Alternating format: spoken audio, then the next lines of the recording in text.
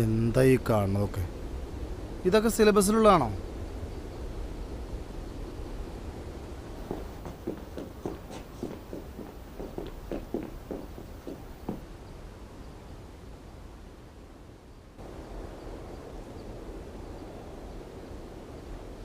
ഇവിടെ ഒരുപാട് പിള്ളേരുണ്ടല്ലോ സാറേ.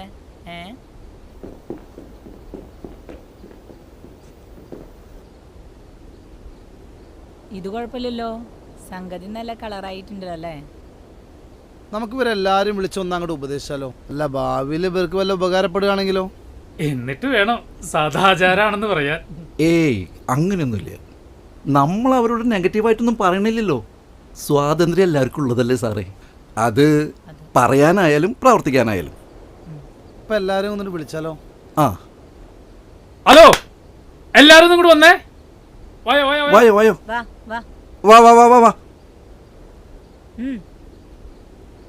നിങ്ങളുടെ പേരോ സ്ഥലമോ നിങ്ങളുടെ കൂടെയുള്ളത് ആരാണ്, ഇതൊന്നും ഞങ്ങൾ ചോദിക്കുന്നില്ല. പക്ഷേ ഞങ്ങൾക്ക് നിങ്ങളോട് ഒന്ന് രണ്ട് കാര്യങ്ങൾ പറഞ്ഞേ പറ്റൂ. മാതാപിതാ ഗുരു ദൈവം. നമ്മളുടെ മാതാപിതാക്കളുടെ സങ്കല്പങ്ങളിലൂടെയും സ്വപ്നങ്ങളിലൂടെയുമാണ് നമ്മൾ ജീവിക്കേണ്ടത്. ഒരുപക്ഷെ നിങ്ങൾക്കത് അറിയില്ലായിരിക്കാം. അതല്ലെങ്കിൽ അറിയാൻ ആഗ്രഹമില്ലാഞ്ഞിട്ടാണ്. അല്ലെങ്കിൽ ഒരു നിമിഷമെങ്കിലും നിങ്ങൾ ചിന്തിച്ചേ പറ്റൂ. ഭാവിയിൽ നിങ്ങളും മാതാപിതാക്കളാകും. നിങ്ങൾ അപ്പോൾ മനസ്സിലാക്കും അവരുടെ സ്വപ്നങ്ങൾ എന്തായിരുന്നു. ഞങ്ങൾ ഫ്രണ്ട്സാ സാറേ, സംസാരിച്ചതാണ്. നിങ്ങൾ പറയുന്ന പോലെ ഞാൻ പ്രണയത്തിൽ തന്നെയാണ്. പക്ഷേ വീട്ടുകാരുടെ സമ്മതമില്ലാതെ ഞങ്ങൾ വിവാഹം കഴിക്കില്ല സർ. ഞങ്ങളുടെ പ്രണയം സത്യം തന്നെയാണ് സാർ. ഓ, എന്തോ ക്ലാസ് ഇല്ലാത്തതുകൊണ്ട് ചുമ്മാ വന്നാ സാറേ.